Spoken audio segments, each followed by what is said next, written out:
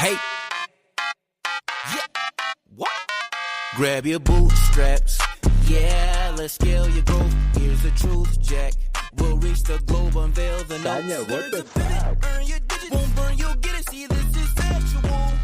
Funds will show, learn to flow with Candid Capital. This is a Candid Capital interview.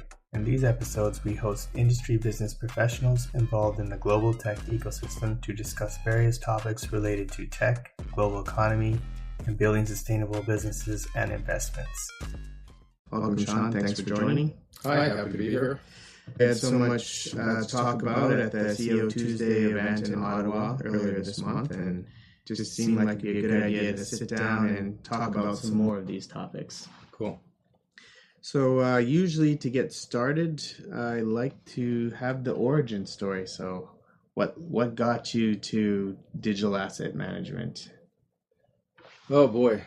I got interested in, I guess, Bitcoin back in 2011, and at one point was filled out all the forms to get my account set up at Mt. Gox. And while that was pending approval, the hack happened at Mt. Gox. And then I just swore off Bitcoin for a while, mixing up Bitcoin with an exchange platform, right? Just I wasn't even clear on fully what was going on. After a while, I became interested again, read more and more about it. I was working at hedge funds at the time. They just had no interest. And then I got the chance to invest in a company that said that they were going to put a Bitcoin fund on the Toronto Stock Exchange. And I thought, you know what, that's a great idea, right? Like all the problems around custody and these shady exchanges, it could all be solved by creating a proper fund, putting it on the Toronto Stock Exchange. It's a good idea. So I invested in this company called 3IQ Corp. And, found out they need a little bit of help with their vision and turning it into reality. And it just turned out to require more and more of my time. And then they said, why don't you just come and work here? So I became like the CIO, but my job was to get that fund and put it on the Toronto Stock Exchange. It was supposed to take 6 months. It took 2.5 years. And in the end, we basically had to take the Ontario Securities Commission to court, a hearing, as they call it. And at that point, it was existential for us. If we did not win that hearing, we would have been out of business. But we won. And then myself and my partner in the business at the time that I worked with in operations, Tanvir Sodhi, he and I just put our heads down and we made that fund happen, and it launched on the Toronto Stock Exchange, and we raised almost no new money. It was like, I was like, oh my God, all that time and effort, and we raised a couple $1,000,000. Oh my God, this is the end. But then it traded to a huge premium to the net asset value. Like people just couldn't believe we did it. And the money just started pouring in, and we opened it up. And then we did an Ether fund. And at one point, this was after I was out of 3IQ, at one point they were managing $4.5 billion. Are there many funds like that on the exchange now? Now there's over 40 products that you can buy on the Toronto Stock Exchange in a traditional account that address crypto assets, either Bitcoin, Ether, a combination of Bitcoin and Ether. It's fantastic. The whole ecosystem has flourished. And when we got Bitcoin listed, it was at about $9,000 a Bitcoin US. And we're knocking on new all-time highs at like around $72,000 now. So it was a fantastic success.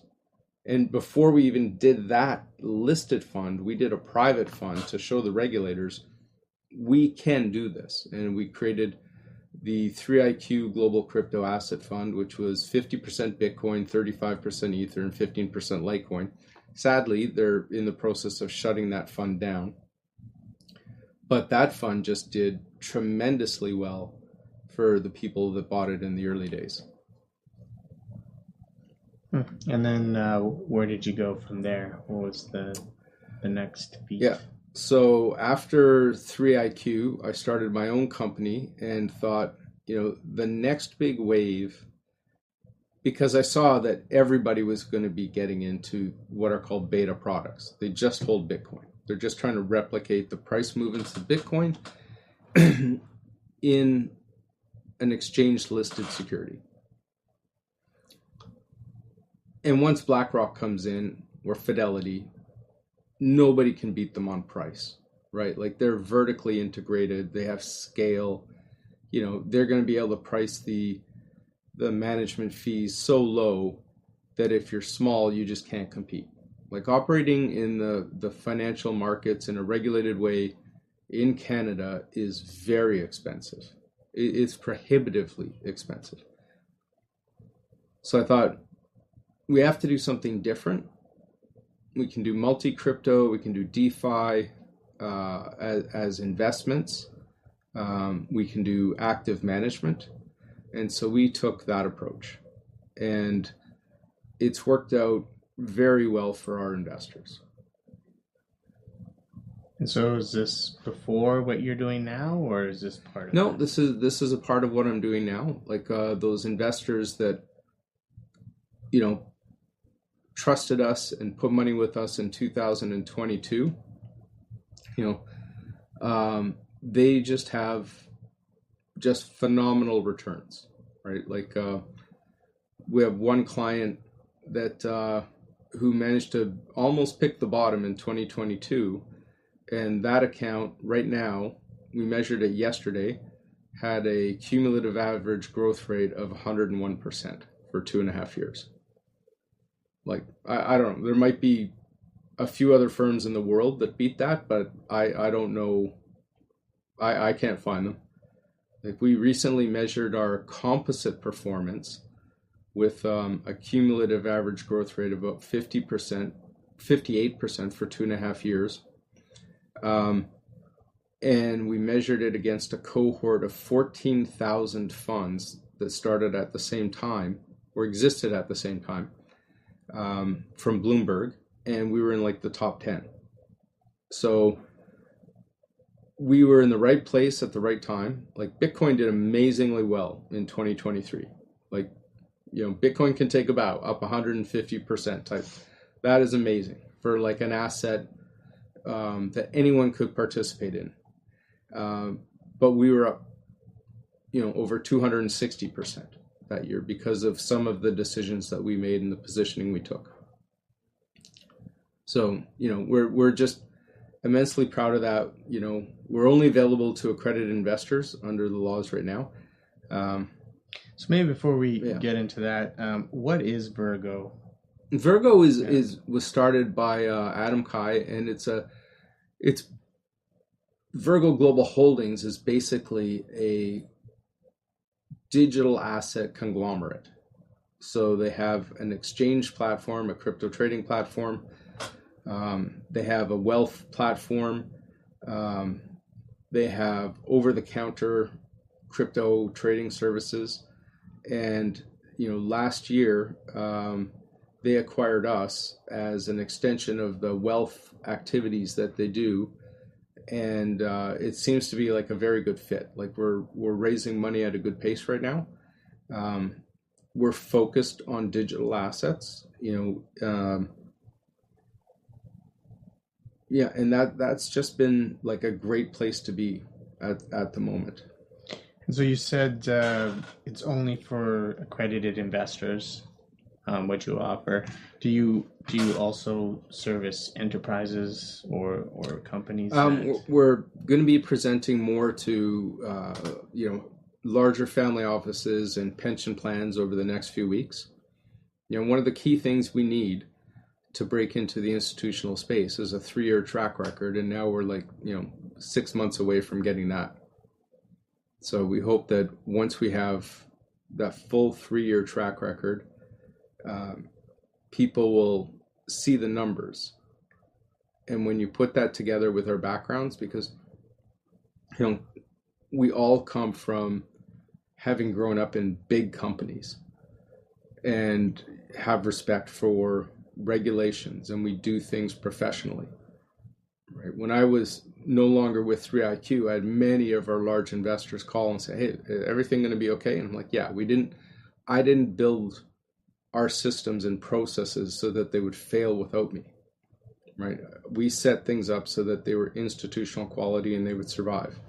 And then when Tanvir left 3IQ to come and work with me, the same thing, right? And then Kevin Jang, who's now our chief investment officer at VDAM, when he left 3IQ, is the same thing. Like, we trained people with professional processes that work at, institutional level of quality to provide, security, consistency, accuracy, make things work. So for enterprises or companies that want to use your services, would you have something like a treasury that you manage for them? We'd be happy to do that. We would set up a separately managed account for them with interactive brokers. They would always have transparency into what's in the account. Several of our strategies use internally developed proprietary signals, and that allows us to give exposure to the very volatile digital asset space with mitigated volatility. It means that there are times where we will be flat. There's times where we might be a little bit short. There's times where in one of our principal protected momentum strategies, we might just be holding T-bills.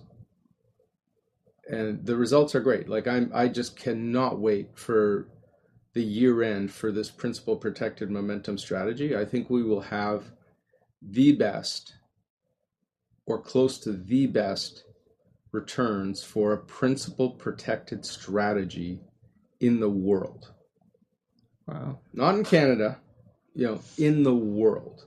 Like, it's a great strategy. Kevin Jang engineered it.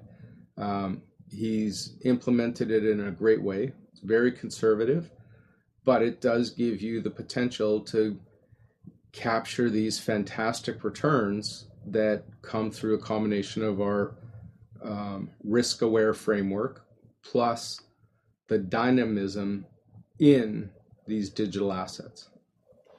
So just like for context, the reasoning behind my question is, I work with a lot of startups, and some of them have been looking at MicroStrategy and wondering how they could replicate a similar thing with absolutely their businesses. Yeah. If they have the capacity, they can issue debt or they can borrow and do what Saylor has done, but not many of them are at the startup stage are likely to be able to do converts the same way. But certainly having any proportion in a Bitcoin treasury is shown to be, a pretty good thing to do. So like if you're a startup and so you're smaller, you have funding limitations, what do you think the minimal raise amount you would need to implement that kind of a strategy? It worked at MicroStrategy because they were so secure and they were sitting on, and they were mature and sitting on $400 million in cash at the time. And he's like looking at money creation at 17% a year at that point. And he's just like, this doesn't make any sense. He thought about gold, right? Identified a bunch of issues to him, which made that not look great. And basically kind of like what Paul Tudor Jones did at one point is like he decided to bet on the fastest horse, which was for him was Bitcoin. Being like an MIT educated engineer with an IT company, there's no doubt in my mind that he had every single line of that code base examined. So he knows the code that maintains the Bitcoin network. For a startup, your job is to generate alpha by doing your business. For a startup, I would not recommend having, say, more than 5 or 10% of your treasury in Bitcoin. Your business should be what you do. That should be your focus. Like I'm on my 5th startup, so to speak. And it's just like, you know, we went through the times, you know, it was like, okay, who gets paid this week type stuff, right? And if you've got an asset, if you had all of your payroll in something that's can move around by 20 or 30% in a week, that's just not a good idea. When you're generating cash flow, like, and you are putting money in the bank, that's when you should consider this, in my opinion. So in terms of if they wanted to use your services for this, what would be sort of your threshold requirement for the startup? Would you expect them to have a certain maturity level in order to take on that kind of service from you guys? Well, I would give them the same speech I just gave them, but I would just say, like, don't make it more than 5% of your treasury. We can put it in something like our principal protected momentum strategy. It's very liquid. And no matter what, like after a year, that T-bill is going to reach its maturity, and you're going to at least get all your principal back, right? So luckily, the clients that went into the strategy early in the year, they're going to get much more than just their money back. So to have that type of liquidity and security and return, you know, it's like multiples of what you would get with the GIC. That's something that we can do. And like if a corporation can do it and go through, you know, get an interactive broker's account, we can do it for like $100,000, $200,000. Yeah. Oh, interesting. Cool. That's exciting. Yeah. There's more people attempting to try to do this type of micro strategy. Yeah. I've also seen a company blow their brains out where they put too much into Bitcoin. Bitcoin went down. And then suddenly they were like, now what do I do? Right? It's like, you made a bad call, man. Like, you put too much in. You basically blew up the company because you made a bet. Yeah, don't do that. Probably don't put it all in. Right. You know, like, and again, this is just rumor. I don't know if it's true, but I heard there's a conversation with Microsoft about doing a Bitcoin treasury. Well, the shareholders put it up where they want some allocation. What do you think that would do to Bitcoin? Do you think it's one of these things that will move the needle significantly on Bitcoin? I think it'll make it okay for every treasury to do it. When Bitcoin does become like a true proper payment rail, which might be in 2 years, 5 years, I don't know, it would make sense to have all of that in place. But for companies that have the amount of just literal cash that some of these companies have, like 2, 5, 10% seems perfectly legitimate to me. So I hope it passes. I think it'll be great. Yeah, I think they determine that at the beginning of next month. I think it's December 10th or something. Is it December 10th? Yeah, okay. If I'm right. I don't know. But that's not what you're expecting to be the big price pressure for Bitcoin. Well, right now, the money, Bitcoin is a momentum-driven asset, and it's got positive momentum right now.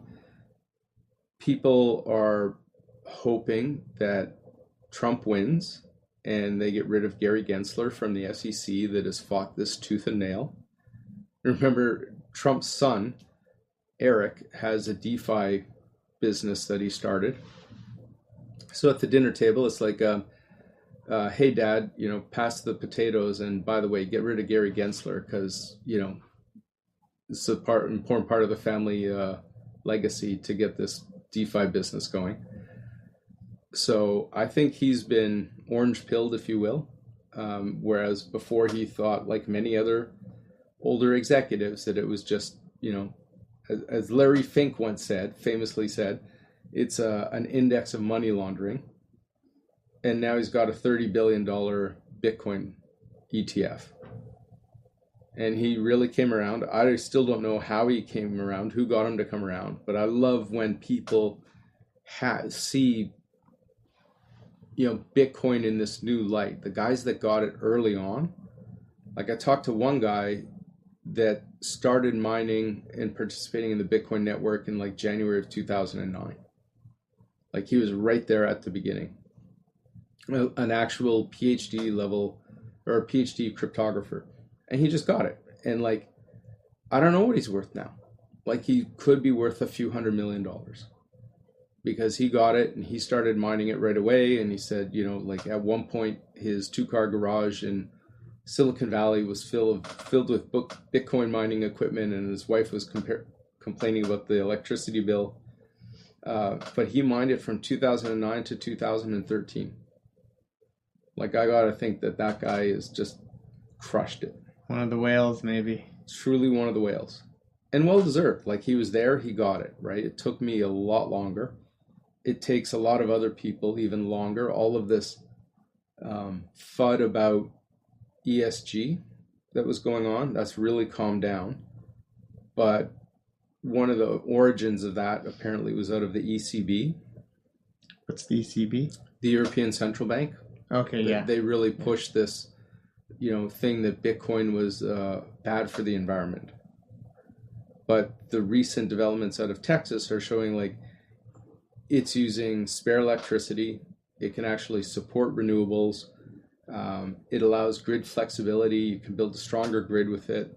There's a famous case in Norway recently where the Bitcoin miners left and everybody's electricity bill went up by a lot. And I'll just say this about environment. They're not stealing the electricity. They're paying for it. Everything that human beings do that provides convenience uses energy. I am not paddling a canoe to Europe. I am not, washing my clothes on a washboard with sun-warmed water, right? I am an active user of energy. I don't like pollution. I don't like when they put like forever chemicals in water or soil. Totally against that. But in terms of energy, like we're an energy consuming species to our core, whether it's food or any other thing that provides us convenience. We just have to deal with that fact, right? And if it doesn't work, right? Like someone is not going to spend money using energy to do something that loses them money. So there's a net benefit to this. And what's coming with AI is really now competing with Bitcoin for energy resources. Like TikTok probably uses as much energy as Bitcoin. We're just going to use energy. It's as simple as that. It's something that provides convenience to human beings and it uses energy. In terms of the social, there isn't probably a more egalitarian product on the planet than Bitcoin. Anybody can do it. You can have a Satoshi. You can have a paper wallet with 10 Satoshis in it. Anywhere where you can have a smartphone, you can use it. So doesn't matter, color, race, religion, country. There's some issues because they don't want capital flight, but it's open to everybody. So the social thing, I think, is a huge plus. And governance, I mean, my quote on governance with respect to Bitcoin is it is the most egalitarian human project in history.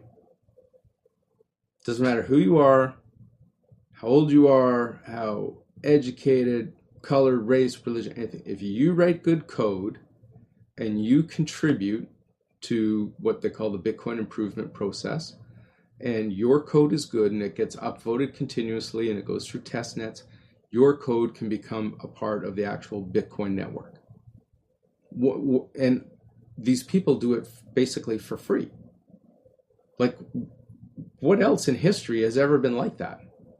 You didn't have to coerce people to do it. You didn't have to pay them. You didn't have to give them ownership. They just contributed. And it's like the greatest egalitarian meritocracy I've ever seen. I can't even find anything close to comparing to it.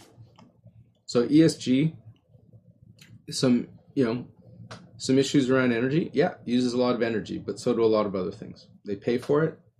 They pay a fair price. I got no problem with that. Societal, I think it's great. It's totally egalitarian. Governance, I think, is one of the best governance protocols of any project anywhere. So, pretty pro Bitcoin. We can talk about other crypto. Like other crypto, every other crypto should be thought of as a small business with terrible governance, right? You get these founders, and then you basically are giving them with, a token sale, all the money they ever thought they would earn up front. So if I pushed like $5 million across the table to you and said, hey man, here, go do your business now. You just got the $5 million that you thought you would make over 10 or 15 years. You get it up front, your behaviors are going to change. And then they don't have a proper board structure. They don't have audits the same way. Dude, it's no surprise that thousands and thousands of these tokens fail. What do you think the solution for that is? There's no solution. It's either turn it into a corporation or accept these crazy risks and hope that you get out before it blows up. Because there does seem to be a kind of pull between governance and decentralization with the tokens. Yes and no, right? Like there's some tokens where like the vote is in the token, and then there's other processes like the Bitcoin network and the Bitcoin protocol, which I like and have faith in, compared to these processes where the foundation or the founders have a lot more sway. So, you see that with companies as well. Like if the founder maintains like absolute control, and I have very personal experience with this, if the founder has like, special voting shares and stacks the board with his cronies, basically the shareholders suffer. Right? And it's tough to remedy the situation. So you really have to do your due diligence and make sure if you've got a strong conviction that it's lightly held and you're ready to turn on a dime. So what's your thoughts on DAOs? I don't know. Ever since that first one blew up, I don't know. I did a course on programming dApps. Just like the one thing that made me really understand a blockchain is actually programming a blockchain. And then I took a course on programming dApps, and I was blown away what you could do on the Ethereum network. Like our first assignment was create a store. So we create a store, and then you had to have like the database of customers and images on a decentralized, the storage network. And I thought, my God, like you could, like some young person with great technical skills can program Uber and then just let it go live. And it could completely disrupt Uber, except it worked for 5 users, right? And then gas fees moved around and everything. So you just saw like Ether is not it. The Ethereum network is not it for me. And I've always looked at it with a bit of a jaundiced eye after that experience. Bitcoin I hold completely different. We've gone from being 50-50 Bitcoin Ether to being actually short Ether when the ETF was coming out. Right now, I think we have about 10% of our assets in Ether. Last couple of days, it's like trying to show some outperformance to Bitcoin, but the last couple of years, Bitcoin has just been killing it. Are there any other up and coming chains or established ones that you find interesting? We keep an eye on Solana. We have like a small position there. We hear about some of these other things, but they seem to be promotes when we dig into them. Not crazy about cross-chain stuff. I really, really like Bitcoin. I like some of the companies around it. I think a lot of these things will get sorted out over time. I've seen things with such great promise, like, Silvio Macali's project Algorand. And then it turns out like the way they got funded privately and did this auction process and how it's kind of floundered since then, when technically it seemed really strong. But it's just seemingly going nowhere, right? Like I love crypto and all that. I don't use it on a daily basis. And that's nuts to me. Having been like deeply involved in the space since 2017, I'm like, where is, the usage for everybody? And we're kind of like very lucky to be in a somewhat stable monetary system. But I know that it has been a lifeline for people in Venezuela, Argentina, countries where you've got hyperinflationary forces. The ability to step aside from your local currency simply using a smartphone is profound.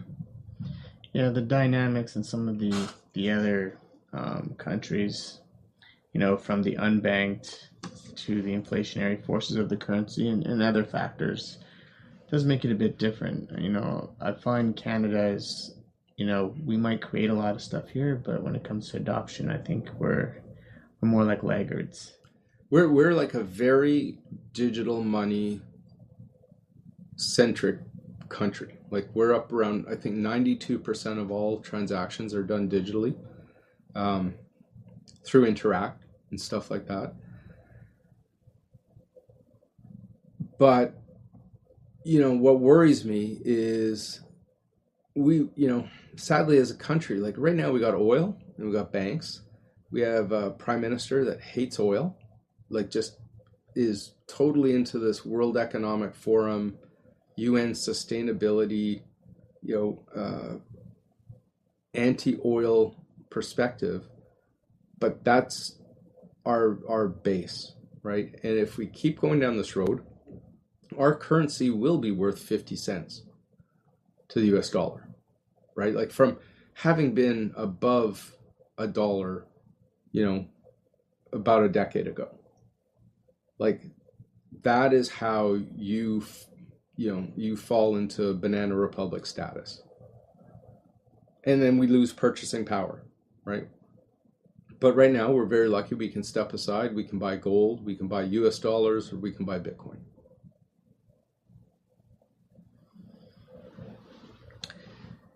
So, going into a little bit more about digital assets. So, just for the audience sake, what is a digital asset?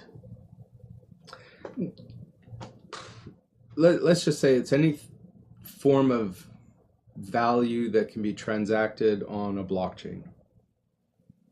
Okay. And so for somebody who wants to explore or get into this space, where would they start, do you think, as from an investment perspective? Well, don't invest in what you don't know. And the first thing I would start with is there's a video on YouTube by a guy named Anders Brownworth. So he's got a couple, but that first one, where I think it's like a visual guide to the blockchain. When you go through that, it's 17 minutes long. You'll know more than 90% of the people that invest in this space. It is just an absolute fantastic example of how something that is complicated can be explained. Start with that. If you want to read the Satoshi white paper, that's a little bit more challenging. And then there are a ton of resources on the websites of Bitwise, Coinbase, Fidelity. There's a ton of resources out there. BlackRock has recently been doing some good work describing how Bitcoin is a great alternative asset to add to your traditional portfolio of investments. So there's just an absolute ton of resources out there. And in Canada, I'd recommend Evolve, and Purpose have great websites with a lot of information on these assets. So in terms of hype versus, adoption in this space, where do you think we are? Do you think it's just being overhyped right now, or are we tokenizing everything? I don't think Bitcoin is overhyped. I think Bitcoin's potential is just coming into its own. Tokenization is being experimented with. It's probably where Bitcoin was, 10 years ago.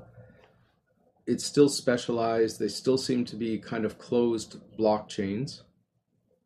And what makes a blockchain great is when it is truly decentralized and it can't be censored, it can't be altered. Otherwise, you just have a database, right? Anybody can just alter anything. But when it's decentralized the way the Bitcoin blockchain is, and then you can have uncensored transferability, that's just such a great power. And tokenizing real world assets, I know a lot of people want to do it.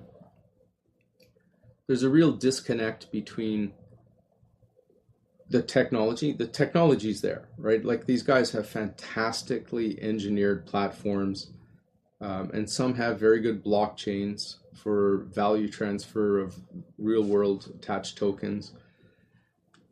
But what I've seen is they haven't addressed the concerns of regulators. And if you're doing it for a company, you're not addressing the issues that they have. So that's why a lot of this equity tokenization has not worked. I think some things still have to get sorted out with respect to real estate, that's for sure. There was a company out west called Fraction that tried to do that. Unfortunately, they made a couple big mistakes and they've gone under, or they've, I guess, had to restructure everything. That can come in time, but the answer is, what is the problem that it's solving? Right? Like, do you care that there's a history of who owned the asset that you currently own in the past? Right? Do you need that traceability? Right? Do you need that uncensorability in moving it to someone else? Do you think maybe a use case is not in Canada or more established, I'd say, markets? Because, for example, land titles is an issue in a lot of developing places, and corruption of land titles. Dude, if there's corruption, it doesn't matter. It doesn't matter what happens, right? Like, it's like, hey, my deed is on this blockchain. It's like, okay, we're going to take a hammer to your hand and we're going to break fingers until you transfer it. Like, if the situation's that bad, like, you have different problems. Because, like, there are some countries where they have, I think they call it invasion, where people just set up and live. Yeah. And so then, when development has to happen, there's always land title disputes. Right. So, I don't know. The court system has generally been pretty good about that. But if corruption is there, I don't know that a blockchain solves it. Okay. So it doesn't solve that problem. Yeah. It's just another digitized version.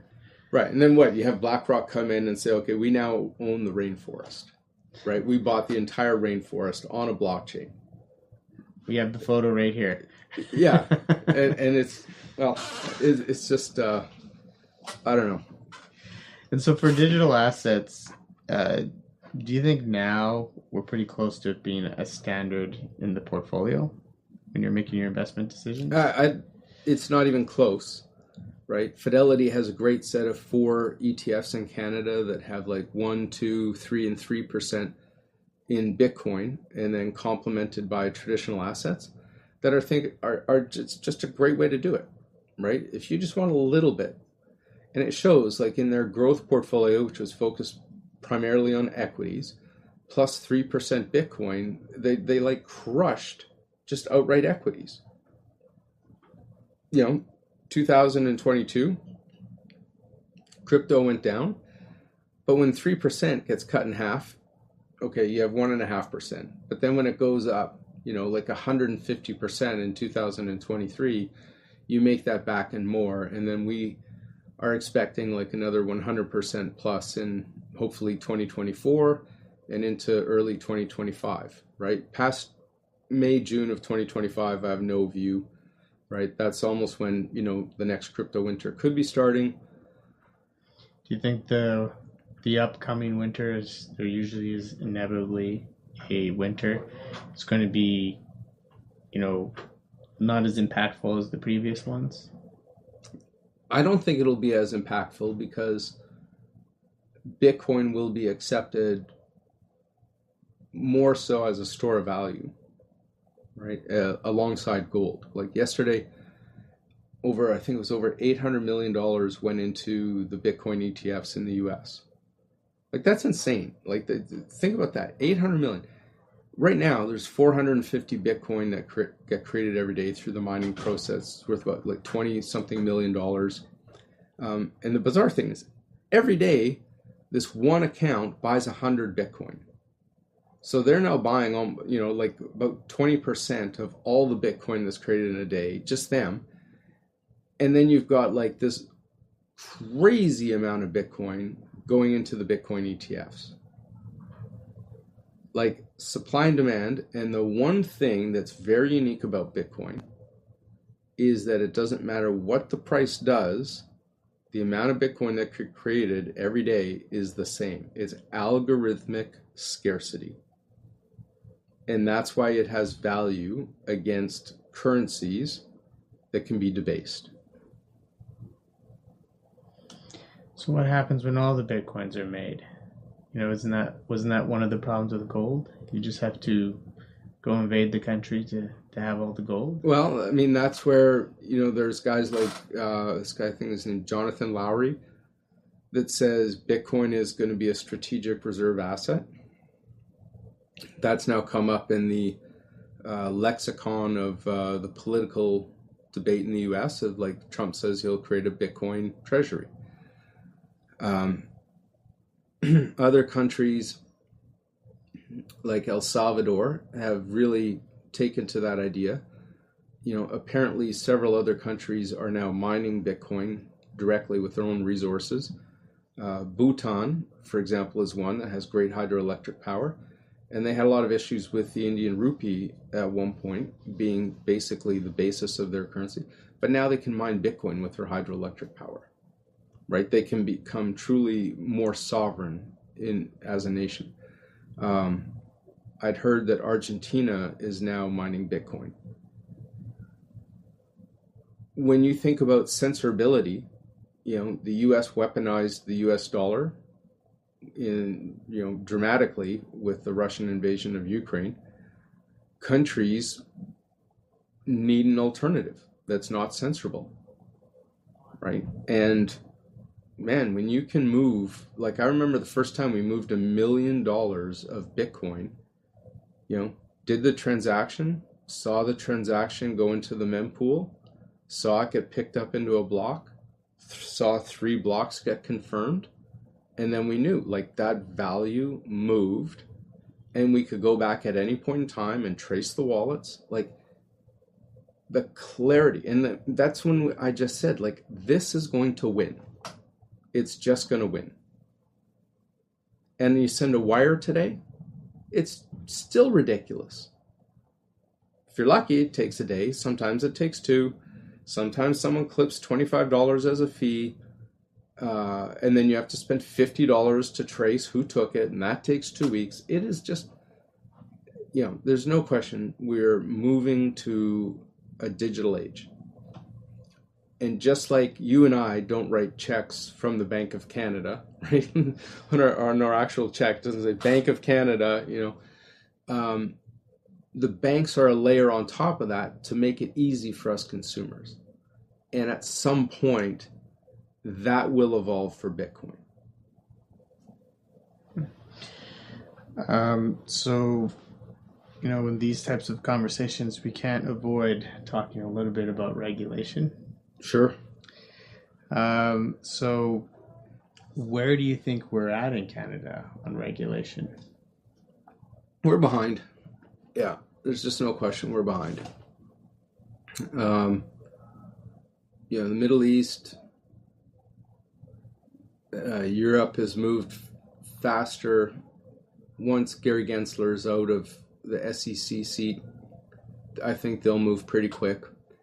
In Canada, I think our regulators were really embarrassed by Quadriga, which never should have been a business. It was set up by two con artists, one of whom was extradited for money laundering.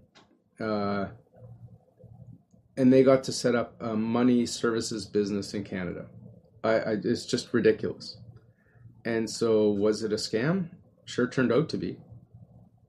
When we started at 3IQ, we wanted to support the whole Canadian infrastructure and the Canadian companies in this space.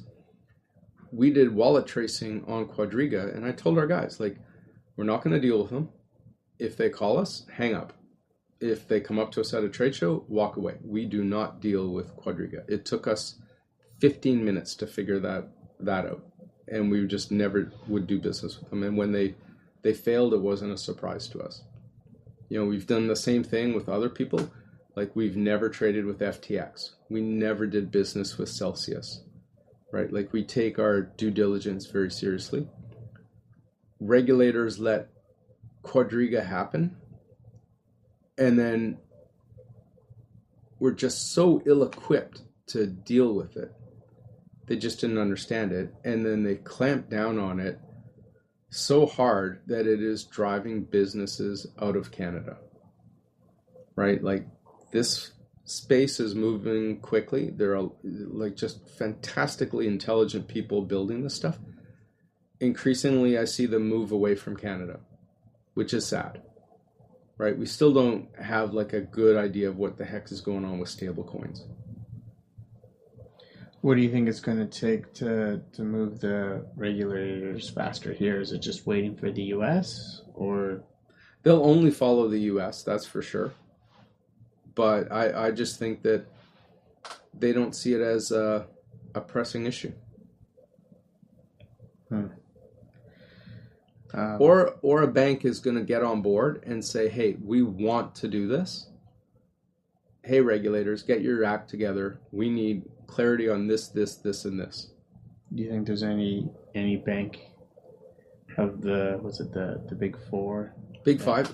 I have talked to some very senior people at the banks. Some of them are fully switched on to this space. Others are just willfully ignorant. Absolutely willfully ignorant. They just don't want to spend even that 17 minutes understanding what's going on. That phrase, we like the blockchain, but not Bitcoin. That was literally just paint the word stupid on your forehead. Because a blockchain without decentrality, without uncensorability, without a means to reinforce participation in the decentralization of the network, which is what Bitcoin is, right? You get issued tokens for helping to secure the network, right? So a blockchain on its own is just a database. And it's a really inefficient database, frankly. But when you decentralize it the way that it was set up, that's where the magic happens. That's where suddenly you've got all of these incentive mechanisms aligned so that you can't take this digital asset and go Control C, Control V. I'm twice as rich, right? That was literally a problem that was, that plagued these cryptographers in how do we secure unique value transfer that can't be manipulated? And that's what that whole consensus mechanism in the Bitcoin blockchain and other token issuing blockchains solved. And now some of them have moved to like proof of stake and all of these other consensus mechanisms. But at its core, and you had to spend money on the infrastructure and the energy to participate, right? So it's just a thing of beauty when you really look at it. So there are some banks that have done great work on it, like a big shout out to RBC and the guy Karim there. He has done phenomenal work on, educating inside and out of RBC. I know, there are some very interested people at some of the other banks. One of them was a big laggard, and apparently they're looking at it much harder right now. I think they all know, like they certainly know this. People were taking money out of the discount brokerages and transferring it to Wealthsimple because it allowed them to trade crypto. And they hated that, right? Like there's what I call the inheritance generation is coming up. Be like a guy like you, pretty comfortable with digital assets in some capacity, just digital in general. They're going to be inheriting the boomer wealth over the next 20 years. And if they don't have a venue to get exposure to digital assets, they'll go somewhere where they can. And one thing I've seen is that people they get very sticky with their financial brands, right? You get pissed off because, like you get like some banking charge. You're like, I'm going to like move my account. You don't move your account, right? Like, oh my God, you're going to move mortgages and securities and bank accounts. And it's a nightmare. So you just put up with the insanity of the big banks. I will say I'm very envious of a lot of other countries. Yeah. Like I've gotten to see what like new banks interface looks like and how quickly clearing happens. I don't have to call a credit card company for anything. Right. And I'm always just like, but I'm stuck because you got to use one of the big ones if you live here. Exactly. Yes, Wealthsimple's great. I have that one too. Right. But it doesn't do everything. Right. Well, like we need an overhaul of open banking. Like the one thing that I see right now is he who knows APIs is king. Right? Like think of what Stripe has done. It is insane. Plaid. Just by being able to connect APIs together, these guys have created enterprises that are worth half as much as our big five banks, any of the big five banks, through software. Right? APIs are going to win. Connectivity is going to win. Like interface design is going to win. The ability to adapt. Right? And especially now with AIs, they can recognize, people are tapping, in this, they have to tap 4 times to do this. Let's turn it into one button. And it writes the code to do it. Like, I don't know if like any of the listeners have ever written code and then they go on to, the new Claude 3.5 new and say, write me the Python code to do this. And then it writes like 300 or 400 lines of flawless code. It's like having a superpower. It's like being Iron Man, and talking to Jarvis. Yeah, no, it is definitely exciting, for sure. And I agree with you. I think we're going to be pulled along kicking and screaming. Yeah, there's no quick fix to regulators. And then, like I'll say this, man, like you see these people rise to a certain level in these large organizations. Their social network revolves around that organization. They are making several $100,000 a year, and they get terrified of making a mistake. And so things just slow down, right? Hey, I've got this great growth idea, but like, hey kid, I'm 3.5 years away from a retirement that's going to pay me $175,000 a year for the next 30 years. And if your idea is stupid and I get fired, and so where's innovation? Where's productivity gains? Like I said about Canada, we have a prime minister that hates oil,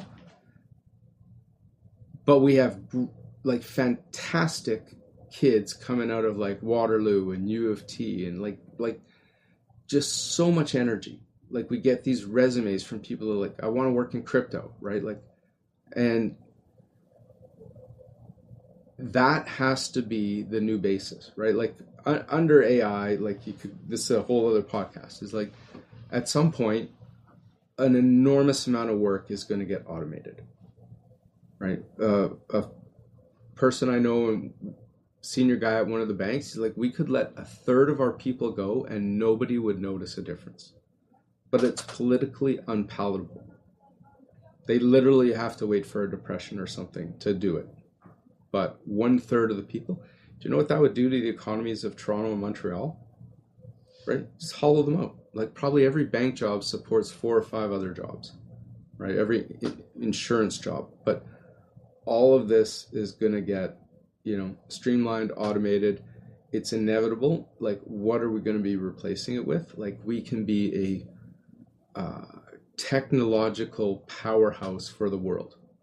And I'm seeing some superstar graduates from the Canadian universities, they're going straight to Silicon Valley. Yeah, I agree with you. I don't think we have a talent issue. No, there's no talent issue in Canada. We've been a R&D hub for a long time. Right. We turn out brilliant people. Yeah. But we don't translate that, I don't think, very effectively into the Canadian economy, for sure. We're really good, though, at helping the American economy with our talent. Right. For sure. Just a last point, I guess, on AI. So where do you've mentioned it a couple times. Is there something specific in your space that you're seeing it have a big impact? Well, we use it every day for productivity hack. We haven't seen, apparently there was a Mark Andreessen funded AI that created its own token that apparently became worth $280 million. I don't know. I can't verify that or what the real story is there.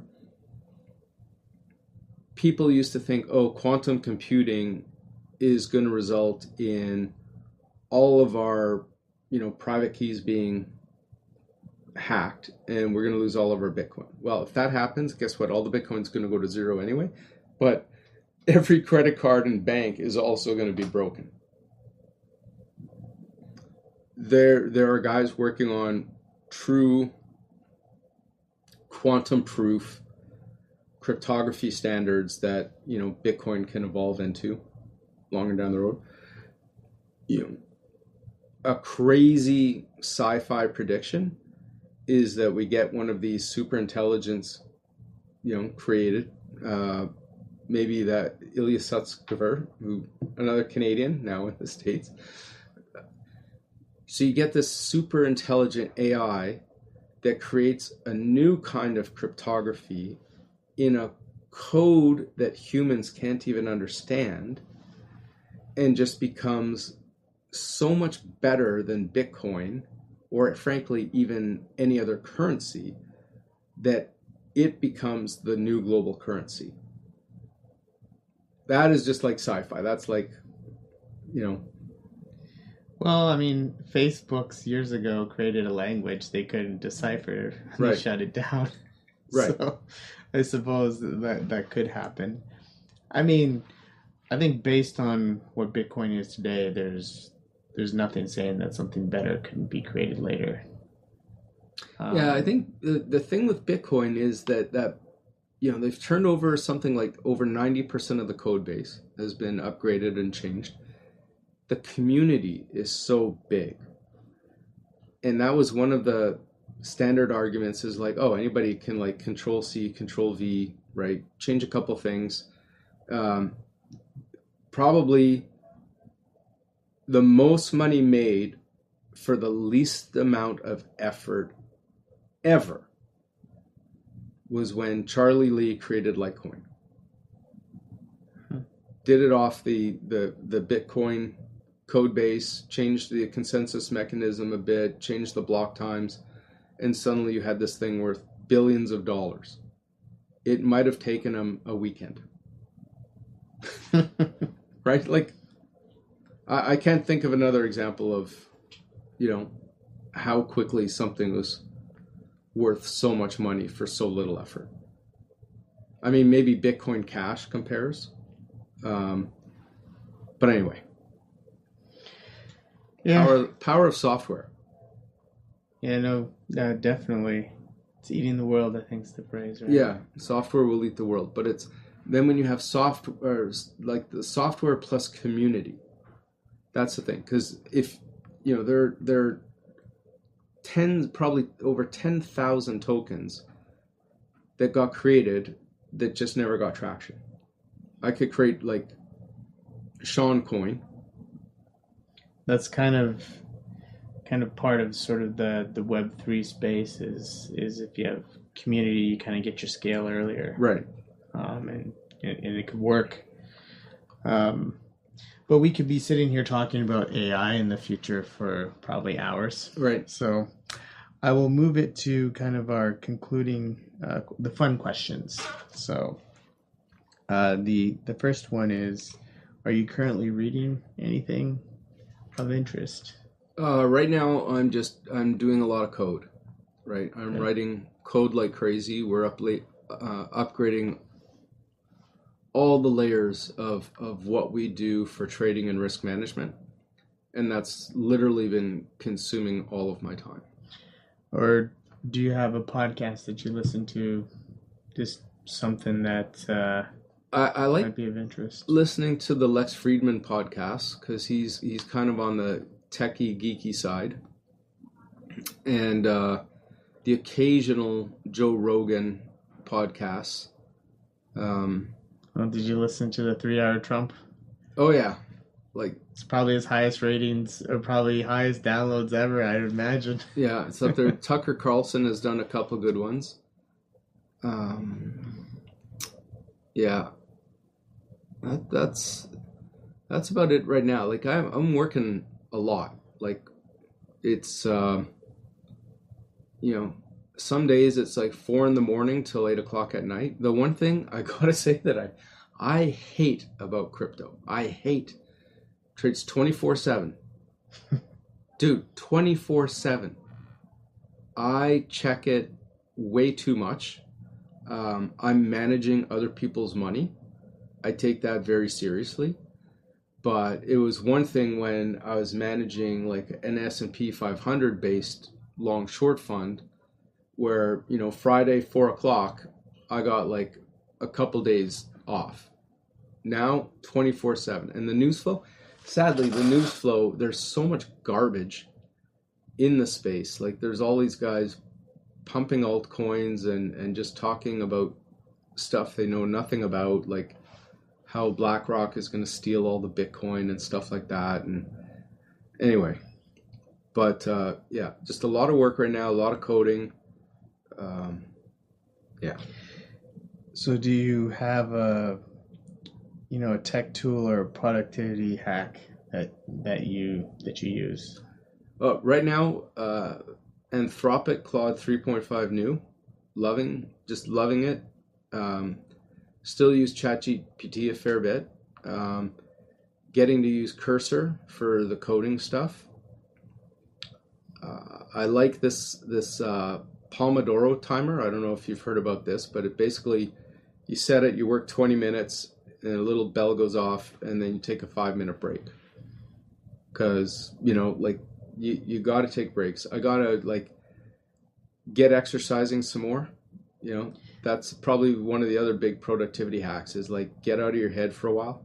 That was going to be my next question is, what was your health or wellness hack that you're using? I had this stupid idea 3 weeks ago that I thought, you know what? I got to do something new. And I'm in this condo with a pool. And I thought, okay, I'm going to do a micro triathlon every day. So I was like, hey, ChatGPT, what is 1/10 of a triathlon? And then, so it broke it down, and I thought, okay, well, I'll do the pool last. So I'll go on a treadmill, and then the bike, and then the pool. Well, I did it, and then I slept the rest of the day. Like, I came back, and I was like, oh my God, what have I done? And I was like, I had to set alarms to wake up, and I'd be like so drowsy on the video call. It was all I could do. And then I went back to bed, and I was like, wow, that was brutal. And so I've done about 5 or 6 of them in the past 3 weeks. I was a little bit under the weather, but I really like it. You get on the treadmill, you do like 30 to 40 minutes, and then you get on like the exercise bike and you do like, 20 to 30 minutes. And then I do a little dumbbell thruster thing in between to just make it harder. And then I hop in the pool for 28 laps. And it's like approximately a tenth of an Ironman. And then if I can get better, just try to do it faster, and then see if I can get it up to like 1/5. So kind of fun. We'll see. Talk to me in 6 months. Awesome. And so kind of the final question here is, looking back on your experience, what advice would you offer to your younger self or to an aspiring entrepreneur or investor? Literally, it doesn't matter what business you're in, is understand code. Understand code, how to put just the power of code in any enterprise can be transformative. So did you, is that your background? No. How did you I did like a couple computer science classes in undergrad. After the MBA, I started trading at TD Securities. And the first thing I had to do is I had to rewrite the code for how we priced mortgage-backed securities. And so I had to dig into it, and they gave me a programmer from, the IT department, and we rewrote it all. And then I had to do it for asset-backed securities and real return bonds. And even though I wasn't like a pro coder, I just made it like my mission to understand how code can help us do what we did, right? And it just helped in everything, right? At one point, the chief risk officer of TD Bank said, you have to come back and work for me for 2 years and figure out how to price the loan book. I want to price every loan in the loan book. And I was like, wow. It was more of an IT project than it was of a finance project, right? Like I had to get into like ancient COBOL systems. We had to rewrite everything. It was like extract, translate, and load, mapping between different archaic systems, bringing this thing into a form where we could then run calculations for what is the capital required? How can we hedge this book in an instant? What's our exposure to Argentina? What's our exposure to tobacco or, whatever, right? And we boiled it down and created heat maps. And then, back and forth between Toronto and New York. When I came back, I was managing the loan portfolio, $26 billion, 1,000 borrowers, 1,500 lines of exposure. We had 7 people. That was like not even enough, but we just used technology to build layers and filters and present everything in heat maps. And when the executives could see a heat map and they're like, oh, why is this one turning red? It's like, oh, basically we're seeing a revenue slowdown across this industry of which these are companies, and then drill into that. These are public companies, these are private, right? And who do we need to hedge? And TD, when I was there, I guess with my help, we made money on the bankruptcies of WorldCom, Enron, and GM. And I don't think there's another bank in the world that can say that. But then 2008 happened, and they suspended mark-to-market accounting, and like nobody wants to think about it anymore. But like I will say, no matter what you do, code can help. So for someone who's not a coder and you're suggesting they understand coding, like where should they start? Do they need to pick a particular language? Do they go to Code Academy? You go to Code Academy, you do Python, or JavaScript, something like that. Just understand how code can help. Like everything we do is presented on the internet now. That's run a certain way. Everything is run on databases. Just have some idea. So when you have to get projects done, you can do them efficiently. You know what it takes. Like the worst thing you can do is put someone who has no idea about how code works and say, hey, run this project with an experienced coder. And then they're changing things and they don't know that this is possible, or, they want something that is impossible. And then that coder quits. Like coder turnover is just deadly. Like I saw one company here in Toronto go down because they turned over their dev team 5 times.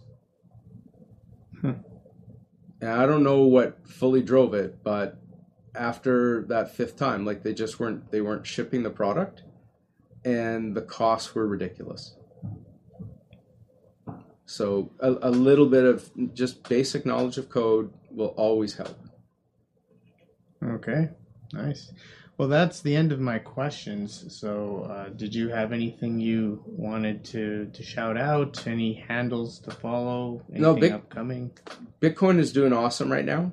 Like, don't get too far out over your skis. Don't take inappropriate amounts of risk. Every party ends. But I think it is in quite a sweet spot right now. Everybody wants a prediction, and I think that we are going to see all-time highs very soon, if we haven't even just during this podcast. But I think that we're hoping to see, and this is just not financial advice, this is a guess. I think we'll see $100,000 US per Bitcoin in early 2025. So. All right. Well, thanks for doing this, Shaun. It was awesome. Thanks.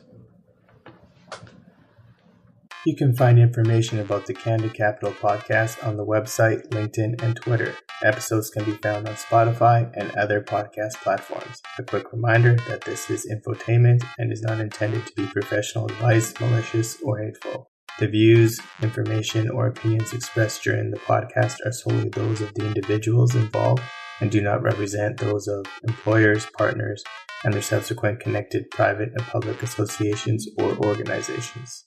We candid, I hope you understand it. Your business growth, we planned it, yeah. This ain't for sure, we stamped it, yeah. No FOMO, everyone come join, no solo. This all factual, from me to you, this Candid Capital.